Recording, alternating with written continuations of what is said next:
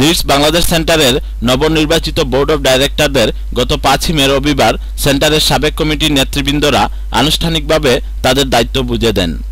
নির্বাচিত নেতৃবৃন্দরা হলেন chairman Afzal Hossain, secretary Shahin Ahmed Selim, treasurer Mallik Wahid.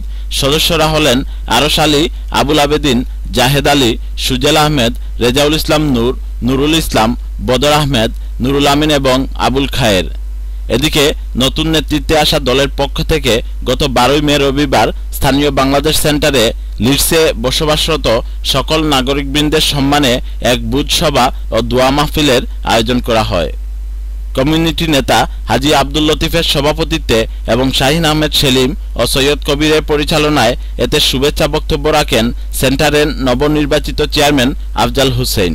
অতিথিদের মধ্যে উপস্থিত ছিলেন councillor Roger Harrington, councillor Arif, councillor Rafiq, police sergeant John Carr, Haji Ansar Mia, Haji Harunur Rashid এবং শামীম আহমেদ সহ কমিউনিটি বিশিষ্ট ব্যক্তিবর্গ।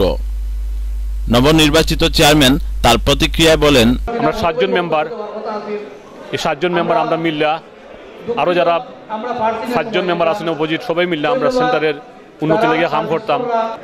বিশেষ করে আমার উদ্দেশ্য এটা, এবং আমি চাইবো যে আমার টিমরে নিয়ে যতটুকু পারা যায় আপনার কমিউনিটি সবের সাপোর্ট নিয়ে আমি এগুলো আবার প্রতিষ্ঠা করবো ইনশাআল্লাহ।